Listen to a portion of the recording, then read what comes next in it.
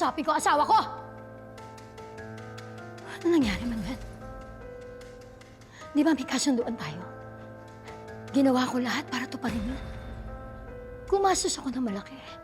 Nilunok ko yung pride ko. Sinakripisyo ko. Pati hustisya para kay Jessica, para sa ano? Iniwan mo rin ako.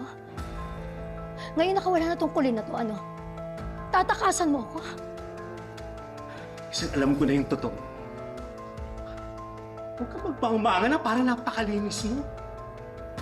At hindi lang tumawag ang guard. Oo. Ano sinasabi mo? Yung hinala ko noong una pa lang. Siya nagsalita na si Timo. Sinabi niya, hindi niya talaga nakita na nag-aaway si Colleen at si Jessica. Na binayaran mo siya para sabihin na tinulak ni Colleen yung kapatid niya. At nang magkaroon ka ng chance para bawiin si tatay, ginamit mo ulit si Mang Timo?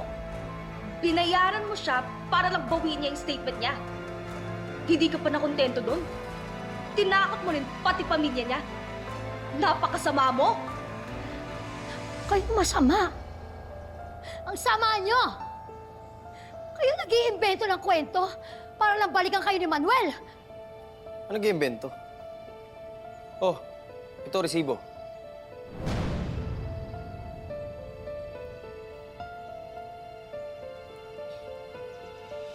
Oh.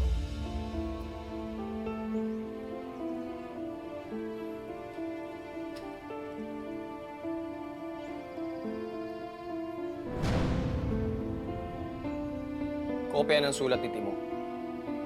Malinaw dyan, nakasulat dyan, nasasaktan mo siya pati yung pamilya niya. Kaya umamin sa amin. O sige, deny mo.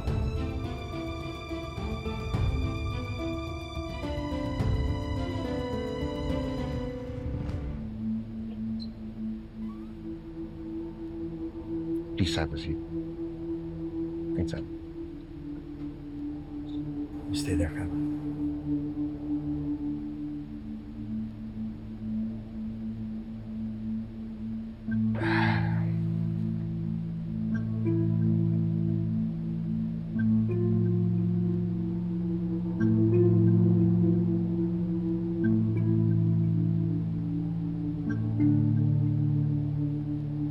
Insan,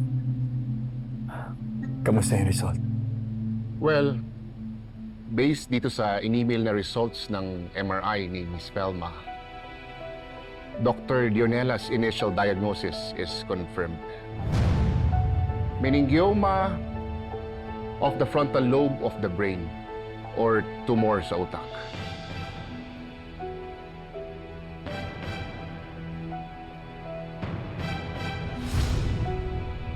Doc.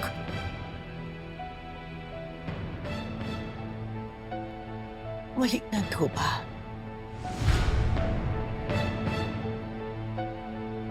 Kumakalat na ho ba, Doc?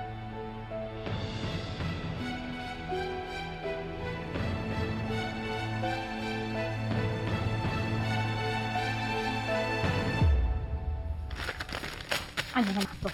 Ha? Ano ngayon to? Malay ko ba kung kayo na sumulat niyan? Madali din yung kalahin ng sulat niya. Malamang kayo na may kagagawan niyan. Oy, Delica! Pumunta tayo sa presinto ngayon. Magharap kayo ni Timo. Sabihin niya sa'yo yung totoo. O sige, kukulang pa yan. Gusto mo, patawag natin yung kasawa at saka yung nanay.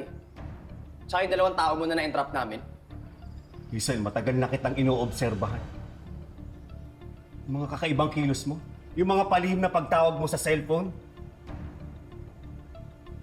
Magbibigay ako. Pero kung tutuusin, pwede na nga hindi eh. Nakuha ko na yung gusto ko. Ginawa na ni Timo lahat ng pinapagawa ko sa kanya.